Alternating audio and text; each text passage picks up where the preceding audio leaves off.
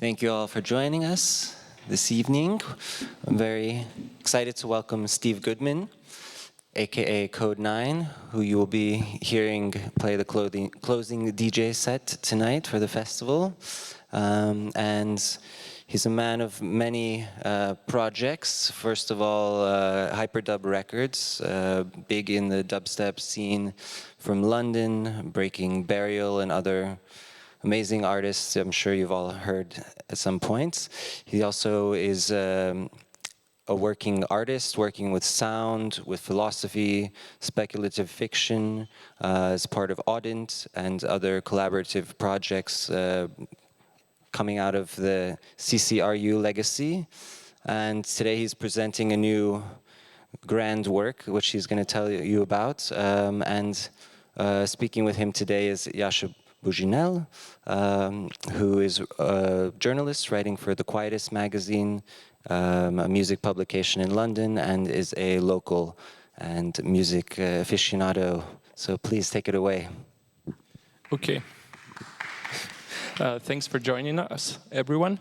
Well, I guess that most of you are already aware of Steve's background and origins, but nevertheless, I guess since this is a big project to dive into, I guess we should first set the context. So I'd like to begin by asking you about your musical origins, but mostly like this, how did your musical foundations develop and where? And I'm mostly interested in this because I'm the 92 generation, so it's 2022 now. It's been like 30 years since the birth of UK hardcore and then the development of jungle and so on. So how do you look at this period of 30 years now, basically? Well, thanks for having me here. Very happy to be back in Ljubljana. Well, I started DJing in the early 90s in Edinburgh. I grew up in Glasgow in Scotland, then moved to Edinburgh. And I suppose I started playing psychedelic music from the 70s and late 60s and 70s. And around about 1992 or 93, I got into kind of rave music in the late 80s. And about 92, 93, I started hearing signals from London of jungle music, which kind of changed my rewired my musical brain for a long time. And I was kind of interested in how that music had integrated all the music I was interested in previous to hearing that, and kind of riveted into a new tempo and a new kind of rhythmic template. And since then, I've really just been dealing with the consequences of that kind of musical epiphany via a whole series of genres. After jungle, UK garage, after UK garage, grime and dubstep, and then that kind of evolution of British dance music. At the same time, maybe 10, 15 years ago, getting kind of abducted by certain strains of American dance music, particularly footwork and juke from Chicago. So it's felt to me like a full cycle, because what footwork and juke brought to me was exactly what jungle brought to me in the early 90s, which was a tempo in which all of the different musics I was interested in other words, everything, could be fastened together at a single tempo, but with a degree of speed and intensity that I was not necessarily feeling in any other dance musics. Since you mentioned this, basically this development of the UK dance music heritage, I maybe wanted to ask you about the Simon Reynolds concept of the hardcore continuum. For those who don't know, it's I guess it's an early concept from the mid-90s. He wrote an article about this continuity of UK dance music genres and how they developed teleologically, I don't know the exact word, like as a straight line and just spread into diverse subgenres. I wanted to ask you about this concept, like 20, maybe 25 years later. Is it still relevant in terms of describing all the new subgenres and innovations that happened in the past decade? Maybe I can answer that by not really answering it. When we came up for the name Hyperdub as a music magazine before it was a label around about 2000, it was an attempt to have another word for this thing called the hardcore continuum that wasn't just British-based, but took that lineage back further 20, 30 years. Not just the Jamaican dub music, but it was more a way of placing the hardcore continuum in a much broader lineage of Afrofuturist electronic music. So in a way, hyperdub, I've always seen hyperdub not as a genre, but as a much broader umbrella, part of which corresponds to the hardcore continuum.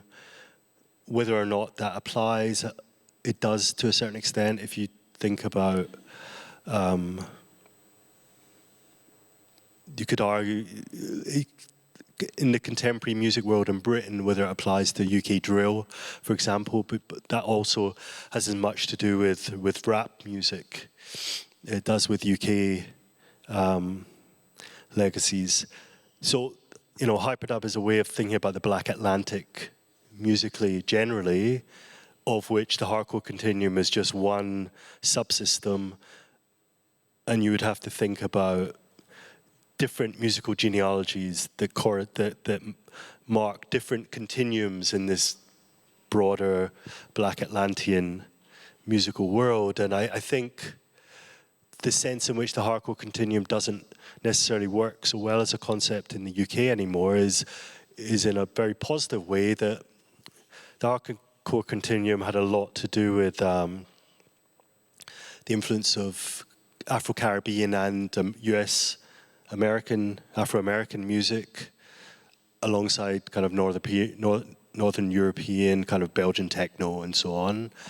But I think in the UK now there's a very strong, and more generally in dance music, there's a very strong influence of African dance music, not filtered through Britain or America, but kind of directly coming from the continent of Africa and changing things. And I think that has a slightly different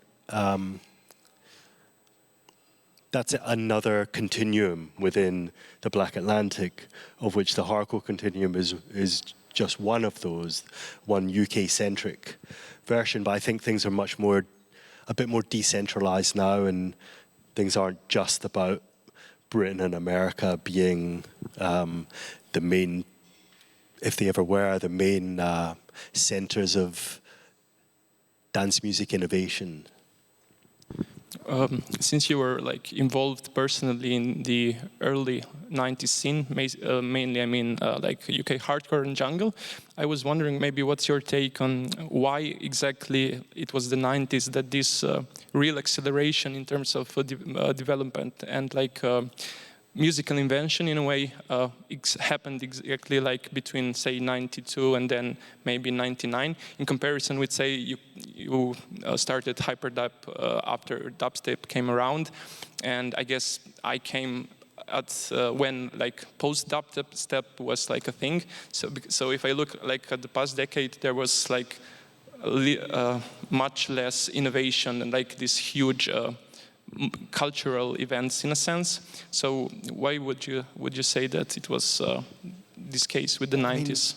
It's probably some kind of combination of economics, technology, and drugs.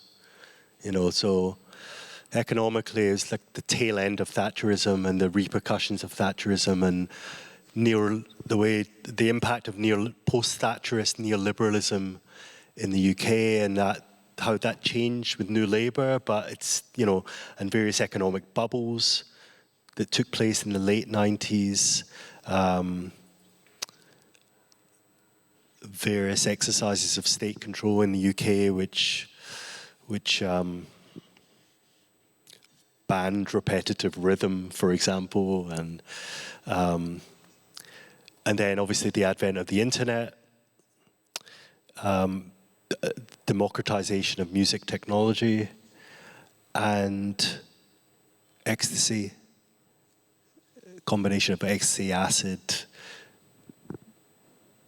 and marijuana getting stronger and stronger, and the ups and downs of this kind of collective drug culture, the euphoria and the paranoid depression, like the boom and the emotional boom and bust of these drug cycles that you can literally hear through the music.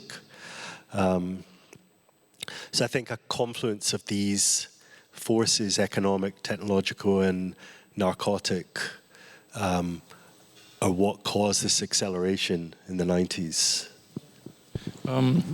Okay, I think the next one is also related to this question, but I was thinking how you look at the adjective futuristic, and how you also like contemplate the relationship, between dance music and futurity, because in the 90s it was like, especially with jungle, it was the sound of the future. But if you look at music now, do you still like consider these two terms or concepts interrelated in terms of like, is electronic music necessarily futuristic per se, or how has this relationship changed in your opinion? Well, I'm not sure that time goes forward. So the minute you don't think that time necessarily goes forward, then your notion of the future has to change, because no longer it's like past, present, future, and certainly technological innovation goes in a certain direction. But one of the benefits of the hardcore continuum idea was that there might be technological progress in terms of music technology, for example, but there's a constant generational waves, like human generations intersecting with that. And with each new generation, they almost start from scratch and learn the past and reprocess the past. And also there's a dimension of atemporality, whereby, the minute you have digital sampling and the internet, the whole history, the whole musical past is no longer behind you, but it's all contemporaneous with itself. So from that, there isn't a clear notion of going from the past to the future. I think old notions of musical futurism have a problem of this kind of, Italian futurism, for example, or certain aspects of modernism have a problem, and they have this linear notion of history. And I think one of the interesting things about the hardcore continuum was that it was always roots and future. It was always almost like a spiraling motion. So there's some sense of going forward, but some sense of constantly reprocessing the past simultaneously. And I suppose one thing I was always interested in with the CCRU and beyond was the extent to which the future is already latent in the present. And I think this is something you see in certain strands of science fiction that move from kind of far future science fiction into cyberpunk in the 90s, in the 80s and 90s, and thinking about the near future. And the idea of science fiction not being about predicting the future, but thinking differently about, or alienating the present, thinking differently about potential futures that are already here, somehow occulted or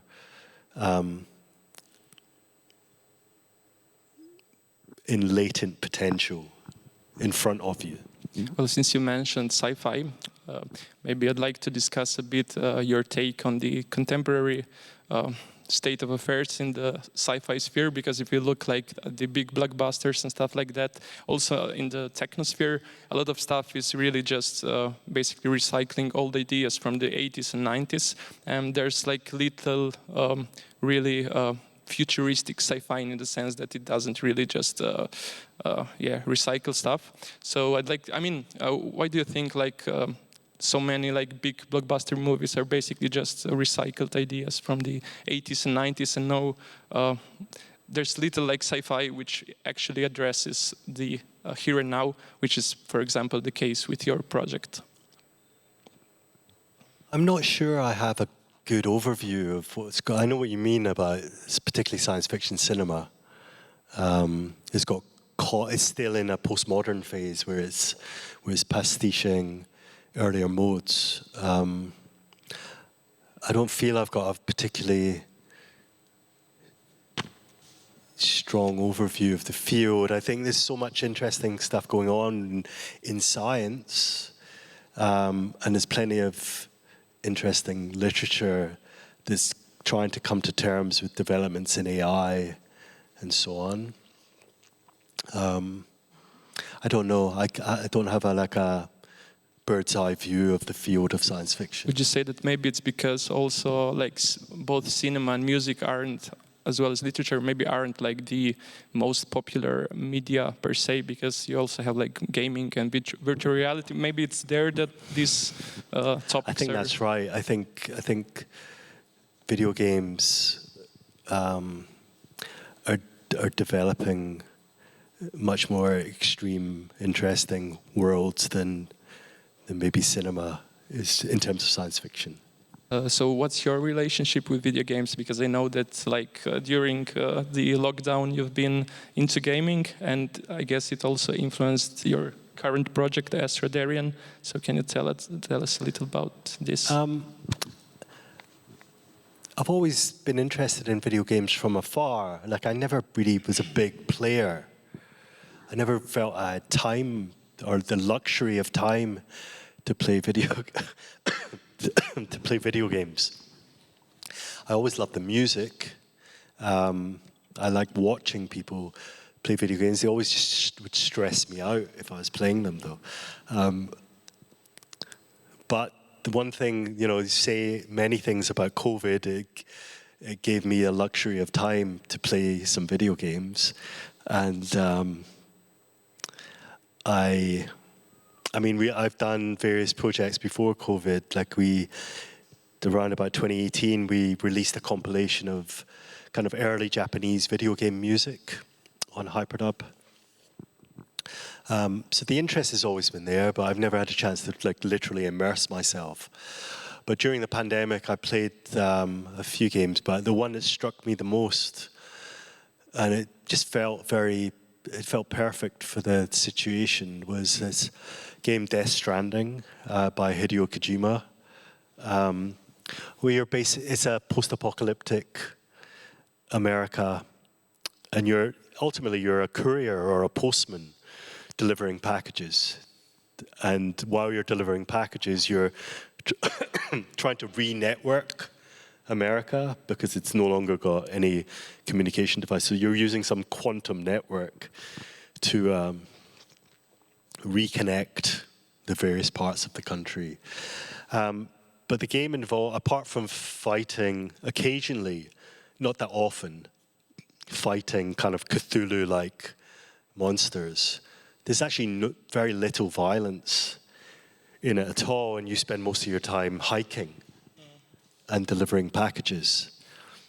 And this was very therapeutic during because you had to stay at home. In the game you could move.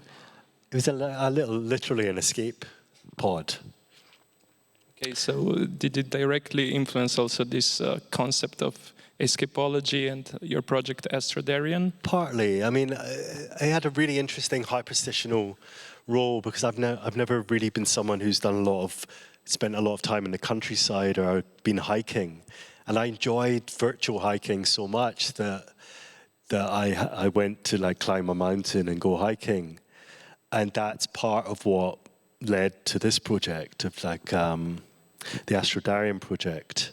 So maybe we can now set. I guess we've warmed up our audience. So yeah, maybe.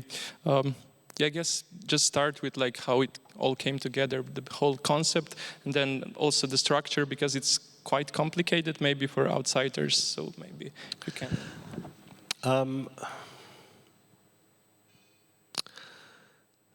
Well, the simplest way of putting it is Astreridian is a 26-minute audio essay or a sonic fiction, which tells the story, kind of loosely tells the story of the breakup of Britain and the becoming independent of Scotland as a science fiction story in which Scotland, there's a mass exodus from Scotland to an orbital space habitat. This is an animation made by the artist Lawrence Leck.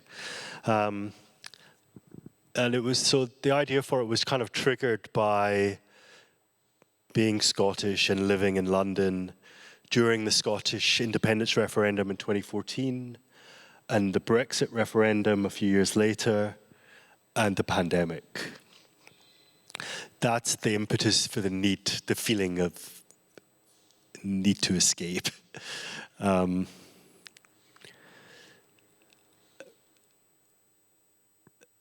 So it's called Astreridian because originally I was asked in about 2018 or 19 to do a performance or a playback in a GRM in Paris, which on a sound system called the Acousmonium, which was devised by Francois Bale, who was a musique concrète composer.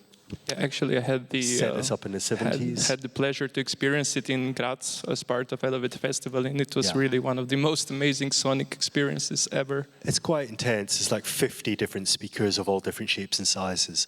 So I was asked to make a new piece of work for that, and I thought, well, most of the things that would be on that would be instrumental without voice. So let me just be annoying and do something with voice and some kind of narrative. So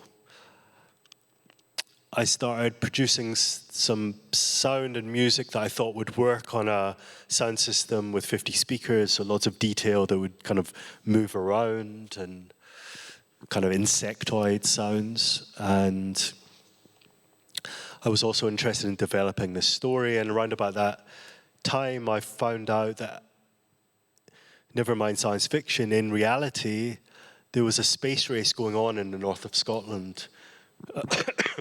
There's actually kind of quite a strong satellite industry in Scotland, which I'd never heard anything about. And I found out there was a kind of space race between these two sites in the Highlands to be the first British, I think, maybe first Northern European, I'm not sure, but the first British vertical launch sites for satellites. And my imagination kind of ran away with me, and I was like, you know, I was supposed to do this performance in March 2020, the month that the pandemic hit. So I had plenty of time on my hands. It got postponed, and I had more time to develop it. And, you know, literally being locked in is a good time to think about escaping. So I started thinking about, well, what if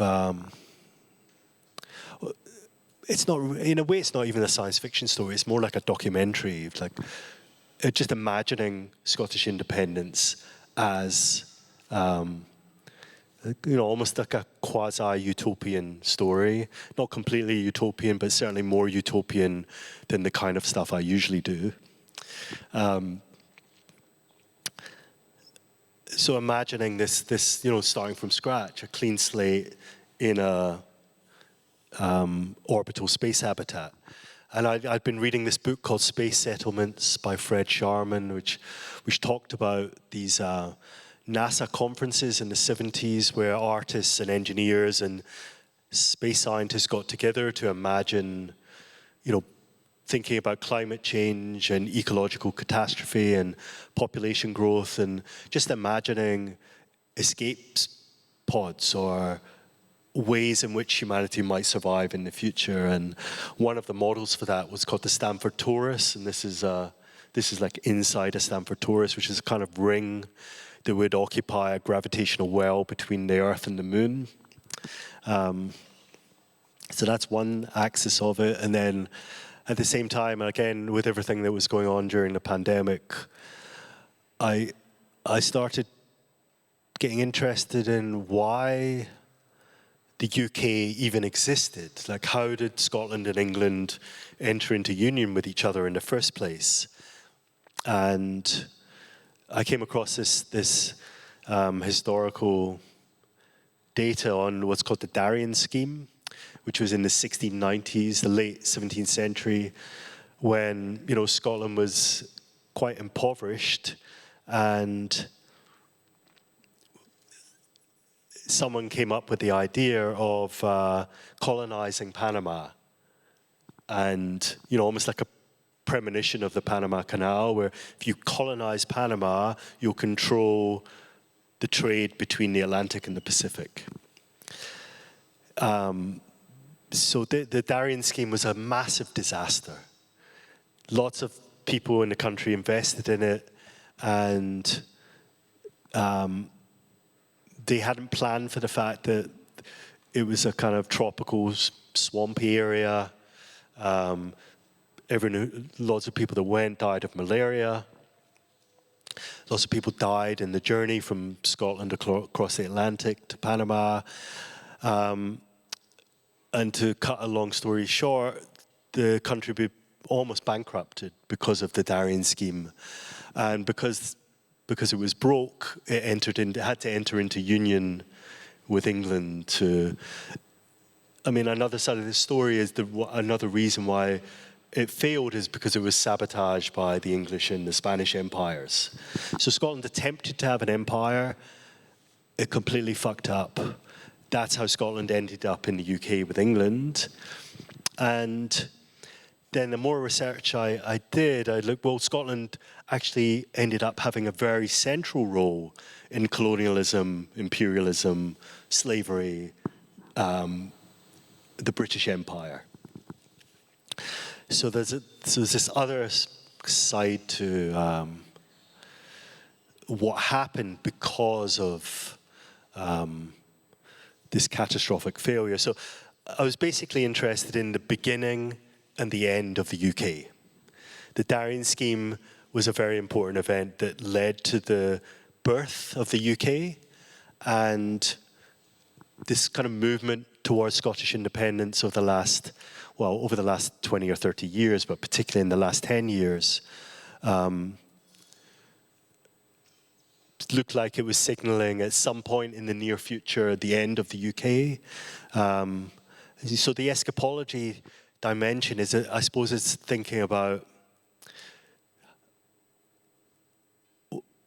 the need to escape from that combination of British and English nationalism that led to Brexit, and I suppose that combination of neoliberalism and British and English nationalism, which is why Astreridian has a slightly maybe utopian dimension. Yeah. How did you come to this segmentation, or like the whole structure? Because you started with Escapology, which I had the honor to review, and it's basically a dance music record, but it's also much more, because it's also like a video game experience in a sense. And how did this whole the big scheme come together? Because the next step is the audiobook, so to say, which is coming out like in a month. I suppose the thing I forgot to say there is this is all framed as a video game. So it's a simulation game in which you play escaping the UK. So like I said, that performance on the Acousmonium got cancelled at the end of the pandemic in this club space in London called Corsica Studios, where we'd been running these events called Zero since 2017, which made the main dance floor of the club into an installation every month, and then the club night would be in the small room. At the end of the pandemic, the venue was kind of allowed to semi-open up, not as a club, but as a potential gallery space, I suppose. And they asked me if I had any ideas to do an installation, and So that's I think that's what crystallized this as an installation. So during the pandemic, I'd been up to these proposed sites of the spaceports and kind of filmed these empty fields. I'd asked Lawrence Leck to do some animation to kind of visualize this Scotland, a microcosm of Scotland as a space habitat. So in maybe June 2021, it became like a 3-screen audio-visual installation. And then October 2021, it eventually became this, the Astreridian audio essay was performed in Paris on the Acousmonium. And then I suppose I was like, well, this is kind of slightly weirder sound than I'm used to making. I bet I could do some interesting club tracks with some of these sounds. So, and I also thought this is a bit of a weird project for most people who might be interested in my music. So maybe it makes sense to do a intermediary step. So that's what Escapology was, the album I released this summer, which was an instrumental and slightly more upbeat version of Astreridian. And then next month, the 26-minute kind of narrated version of the story comes out, and the story is narrated by AI voices trained on Scottish accents. So it's kind of Scottish text-to-speech voices. So the Escapology album that came out in the summer, the CD of it is framed like a PlayStation game. Yeah. And the cover is basically this image, was there? Yeah. Okay. Maybe I wanted to ask you about this new format in a way, but not so new, the audio essay, which your first release on Flatlines was on Vanishing Land by Mark Fisher and Justin Barton. And I really enjoyed this audio essay during COVID. I wanted to ask you about the potentials maybe of this format of kind of bringing together theory, literature, hyperstitional fiction, and also sound. Maybe how do you see this medium? Yeah, I mean it's a medium that kind of suits me because it occupies some kind of diagonal between two extremes of kind of theory and music.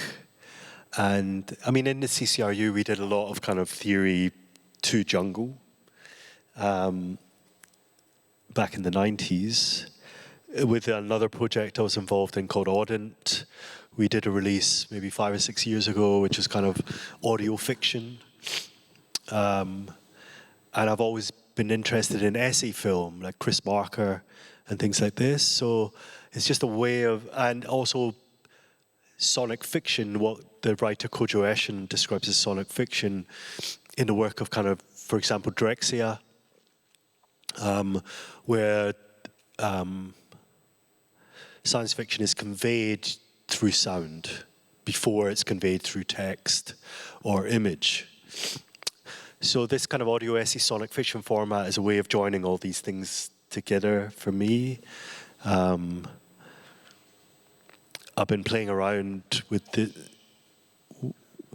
various things, various kind of models of putting text over ambient sound for quite a few years. But like you said, just before the pandemic, we started a label called Flatlines, specifically for spoken word, either audio essay or fiction. I mean, the whole point, and this is where the essay film dimension comes in, is kind of a mode of doing documentary fiction, of like an interzone between fact and fiction, historical archive, science fictional speculation. So it's a kind of useful method for bringing all of these different dimensions together. Okay. Next week you have your worldwide premiere at Unsound Festival of the Astreridian project, and I wanted to ask you, how are you planning to bring it all together in terms of sound, visuals, and also how did you decide for this kind of visuals in terms of like the a bit retro 90s aesthetic? Also, you mentioned like PlayStation 2 video games in comparison with, say, the old trendy 3D renders, which mostly adorn like contemporary experimental electronic music these days.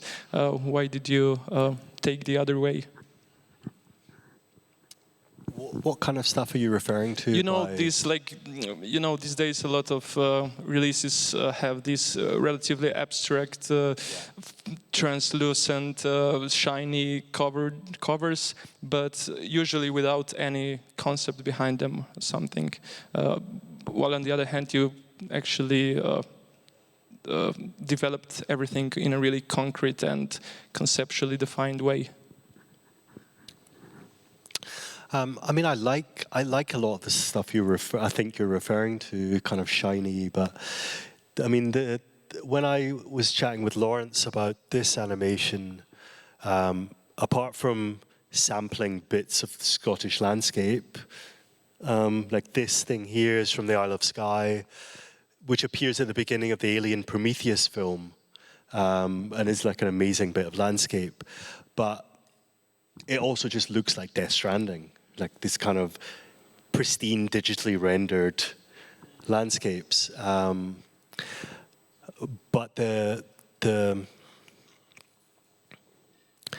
and I've worked with Lawrence in the past, like my last album, he created this virtual, fully automated luxury hotel called the Notel, which he would navigate around while I was performing the music. And again, kind of made with Unreal Engine, made with video game software, and all of his work is like cinema using video game software. So I suppose I'm quite influenced by Lawrence's work and collaborating with him, as opposed to this slightly more eye candy model. I really like his cinematographic approach to video game software. But the live set I'm doing next week, it's a real mess of different types of visual material, from digitally rendered stuff like this and digitally rendered like fake PlayStation logos that have like K9 instead of PS and things like that, to footage I filmed in the Highlands on my mobile phone, stuff I've stolen off YouTube, all with like digital overlays to make it look like it's all from the same game. It's the first time I've VJ'd, and I've never done the visuals while doing the music at the same time. So it's a bit of an experiment and learning experience. But unlike the stuff I've done with Lawrence before, which is all in the digital realm, I kind of wanted that contrast of kind of very poor quality image and pristine digitally designed image all in the same format, because I think having all of that whole spectrum, analog to digital, it's all digital, but that whole spectrum of quality, I think conveys a bit of the story in itself, and does some of the work of the story. That's not just an excuse for not having digital animation for the whole thing. So, because Escapology was a slightly more upbeat, I had the upbeat version of Astreridian. I had the idea that, again, this is kind of an imaginary video game. So I was imagining, actually after I made the tracks, that these would be somehow the action scenes from the game. So in a sense, the music has come before the narrative and the visuals, So I'm interested, which again is a kind of sonic fictional approach to it, that the sound comes first, and the linguistic dimension, the narrative, and the visualization of that comes afterwards, which obviously is completely the opposite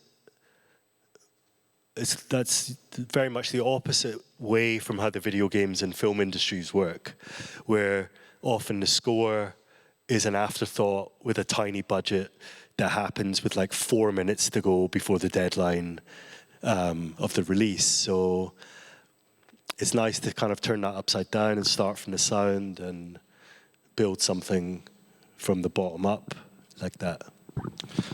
So in terms of like the next step, now the audio essay is going to be released soon, but are there any other like media which you'd like to connect with the Astreridian project, or maybe a book or an actual video game perhaps?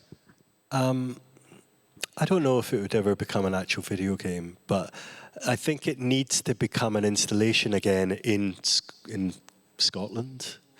So I'm plotting an installation in Glasgow, hopefully sometime next year, ideally to correspond with another referendum. The idea being that even if the referendum goes wrong again, at least there'll be this kind of mythic virtual realm in which these ideas can continue to exist and develop.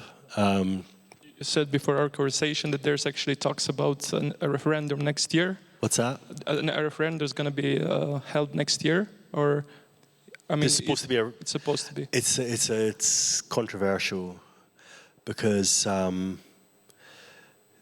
Scottish government want there to be one in a year's time, and both Labour and Conservatives in England are hostile to that. I mean, that was one of the very striking aspects of this whole political dimension, that both left and right in England are hostile to Scottish independence. So it kind of scrambles your political radar a little bit. So I'd like to become an installation in Scotland, some kind of book at some point, and with the right amount of time, and I would like it to become fully an animation, and then ideally some kind of game. But in a way, the game thing is just a device for holding all the ideas together. I don't think it has to become a video game. It's just, you know, again, like Lawrence Leck's work, the video game world design software is a really amazing way of telling stories, whether they're interactive or not. Okay, maybe we're gonna come back to Astreridian later, but I'd also like to touch upon Hyperdub, especially your basically your approach to curation, because you've managed to remain one of the most relevant dance music or electronic music label since you started, and which isn't really the case usually. Also, if you look at the history of electronic music labels, they also always have these like ups and downs, but you managed to stay relevant. So how do you approach, or maybe how do you approach curation, but also how do you look at the contemporary like music landscape in terms of what we discussed before, you know, the scenes in China, Africa and stuff like that. You also release music from the whole world these days. So yeah, how do you think and how do you consider these problems, so to say? Well, I suppose we stopped being a genre-specific label after a few years, but I mean, I don't really think we ever were a genre-specific label. It just so happened that the birth of the label coincided with the birth and the kind of explosion of dubstep. But I suppose by 2008 or 9, we'd kind of started drifting away from that particular scene. And I mean, really just a bit of a drifter, you know. If you keep your ears open and you have some kind of thirst to be surprised and stimulated by new music, then you find yourself just getting led somewhere that you never could have dreamt or intended. And that's how I see the last maybe 15 years of the label, just getting sent music by friends of friends or meeting people and them sending me music that I didn't know existed or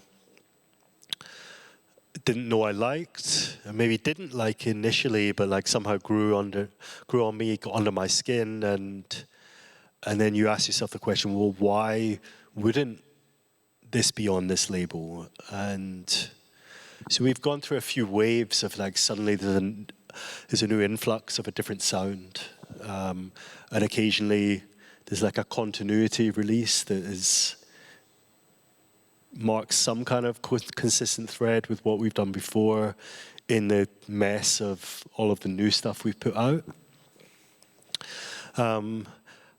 But it's, it's like feeling around in the dark. Not really planned. I'd say I'm pretty passive as an A&R person in the sense that I look for new music for my DJ sets, but I'm not looking for new music for the label. I'm listening to what people send me, but I'm not like, oh, we need to do this or we need to move over there. It just, it's a slow process of drifting. So since you mentioned your preparations for DJ sets, I'd like to hear maybe how you, because we also have like 3 minutes left. Maybe I'd like to conclude with your process. How do you approach DJing these days, and how do you select music from this huge variety of stuff that's good from all around the world?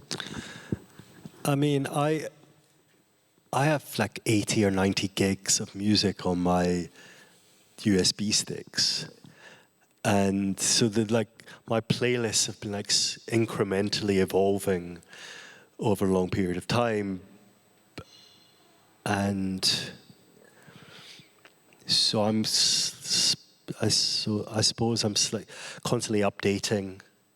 It's a slow-moving evolution of the different kinds of DJ sets I'm doing. For example, in the next week, I'm doing like 4 or 5 different kinds of DJ set.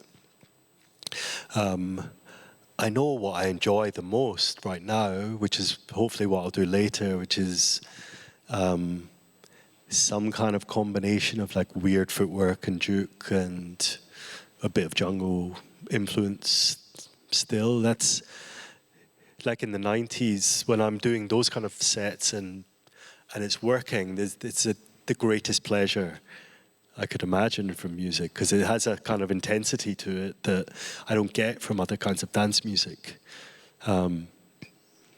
So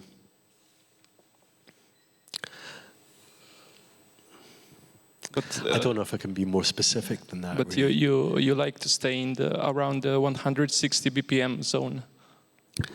If I have a choice, if the environment seems right for it. But on Tuesday night, I'm doing like a set mostly of arpeggios with no beats to Lorenzo Seni style. Sorry, like Lorenzo Seni style. This just arpeggio, every kind of arpeggio, like pointillistic music. Because I'm like playing a DJ set to